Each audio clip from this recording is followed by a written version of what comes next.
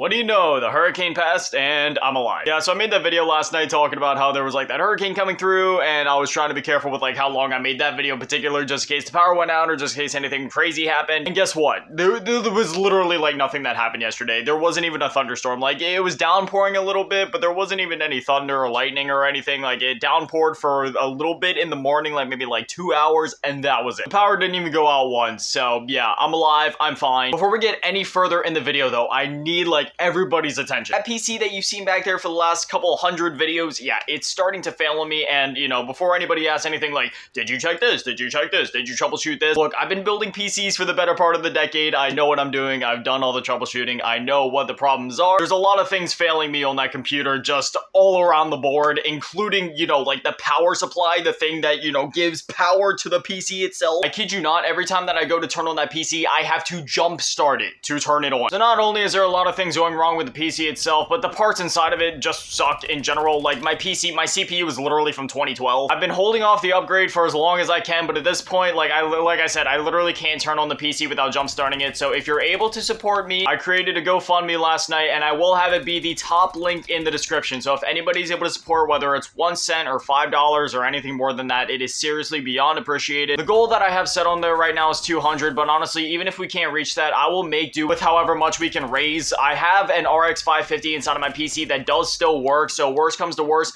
I'll get like an Optiplex or something like that, and then I'll just rip the RX 550 out of that PC and put it in there, which if I do that, then there's a chance that the new PC I get might not have a power supply that can actually, you know, supply the amount of power I need to the PC with all of that, so then I might need to replace the power supply yet in that new Optiplex. Preferably, I would like to build the new PC myself, but that being said, so believe it or not, there is actually times where buying an Optiplex and then just kind of like converting an office PC is actually cheaper than building it yourself. I know that sounds crazy because like more times than not, you think building it yourself is cheaper. The biggest downside to that going that route is that the upgradability to a PC like that is not very good long term, just for one reason or another, right? Whether that be the CPU socket, whether that be the motherboard itself. So if worst comes to worst, I will just buy a cheapo like $100 PC like that, because believe it or not, you actually can get a decent bang for your buck for only like $100. You really do just have to know like where to look, what sites to go for. You have to just have a bit of knowledge about like what prices are actually good. I'm willing to get a new PC and just Frankenstein whatever parts are still working from my PC into that new PC. If I could just simply upgrade or repair the certain parts inside of the PC that I currently have, I would, but at this point, it honestly would just be cheaper and more efficient for me to get a new PC. So if you're able to support, if you're able to help, whether it be dropping a super chat in like the comments of this video, or whether it be going directly to the GoFundMe, which honestly at this point would be the preferred way to do it, just so that I can get the money ASAP, or whether it's just simply tuning in for the next couple nights and watching the videos just to kind of help give the video a boost in the algorithm and just to kind of, you know, help me out with the AdSense. I hate having to ask for stuff like this, but at the same time, the way I see it, you know, I'm not like a lot of the other scummy YouTubers out there. I'm not all in it for the money. If I was all in it for the money, I'd be doing literally anything else. I'm not even demanding that anybody necessarily help me. It's just one of those things where if you're able to help, I really appreciate it. The way I see it, you know, I've been creating content day in and day out, literally every single day for the last 3 years, and I've never missed a day. And as I've said before, I made a promise.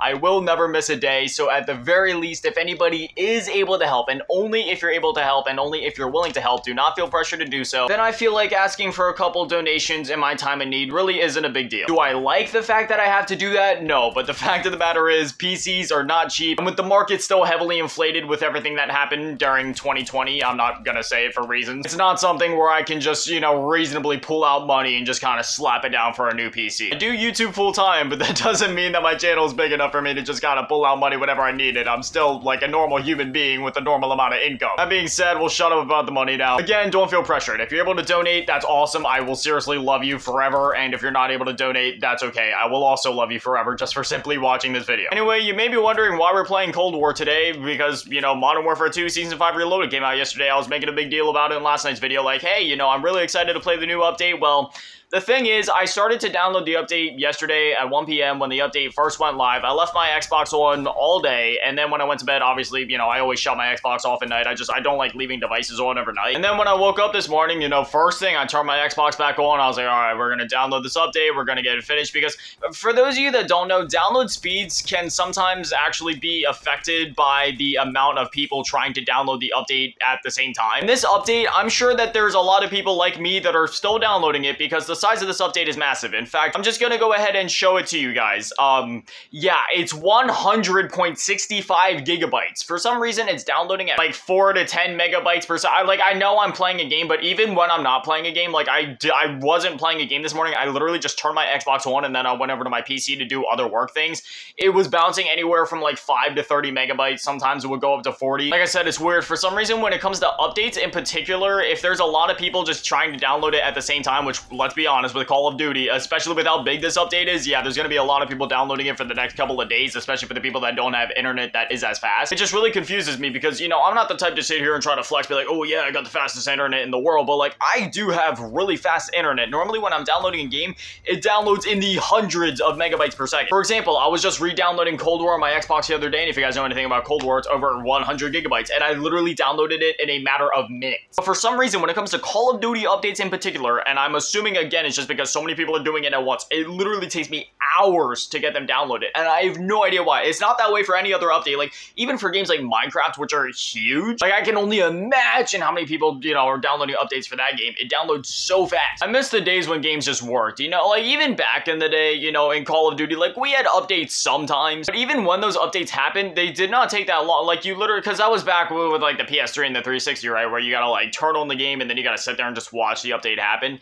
Even back then, when I had like Belkin internet and it was only like a couple megabytes per second at most, maybe like 3 to 5 megabyte internet at best, it's still downloaded in minutes. But now for this game, even though my internet is much faster, I understand the servers are overloaded, but it doesn't make sense to me, man. It's literally almost been 24 hours, yet I can download the entirety of Cold War in minutes. First world problems, am I right? Is Gun Game actually dead on Gun Game is actually dead on Cold War. I could literally only find one other person playing Gun Game. Really? This actually kind of makes me sad. I love Gun Game. Gun Game is like one of my favorite modes of Call of Duty, period, and it's dead. After waiting for an amount of time that doesn't even feel legal, we finally found a game. What happened to maps like this, man? I mean, I know Cold War was only like a couple games ago at this point, but like even here we were getting even in Vanguard just last year we were still getting original maps. What happened in MW2? Literally every single map in MW2 has just been ripped from Al Mazrah. It's like why? Most of the maps in MW2 don't even feel like they were designed for multiplayer. They just feel like they were designed for Warzone, ripped out of Warzone, and then put into multiplayer. Oh, wait a minute. I mean, despite that, the maps that launch in some of the other ones like Shoot House and Shipment are obviously like still fine. They're still great. And again, all the launch maps, I really like those, but all the DLC maps, they haven't really been that great so far. Oh my gosh,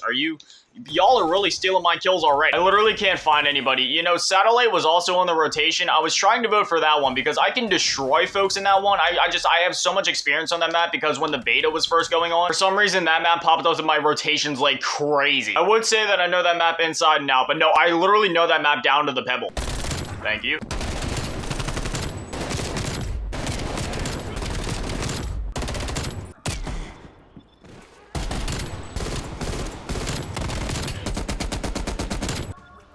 Nah, ain't no way that we finished in second. Whatever, you know, I tried. These kids just got lucky, man. They got all the spawns. He was like hiding in the middle the whole time. I was literally, every time I died, I was spawning on the outsides and having to run back into the center of the map. Anyways, yeah, I don't know. I'm gonna try to finish downloading this update, and then hopefully by tomorrow, we can finally cover the new update and, you know, play on the new maps and use the new weapons and all that. Anyway, as always, a massive shout out. Thank you to all the Patreons and channel members. Thank you to all of you in the low baller tier, and even bigger shout out. Thank you to all of you in the big baller tier. Mellow Asking, Emmy, Daddy Manny, and the biggest shout out. Thank you also to all of you in the G tier, Ron Adventures, Elmo Cheese Girl. Thank you guys so much. You guys are literal legends. I love you. Thank you guys for watching. Have an amazing day. Stay beautiful. I love you all. Peace.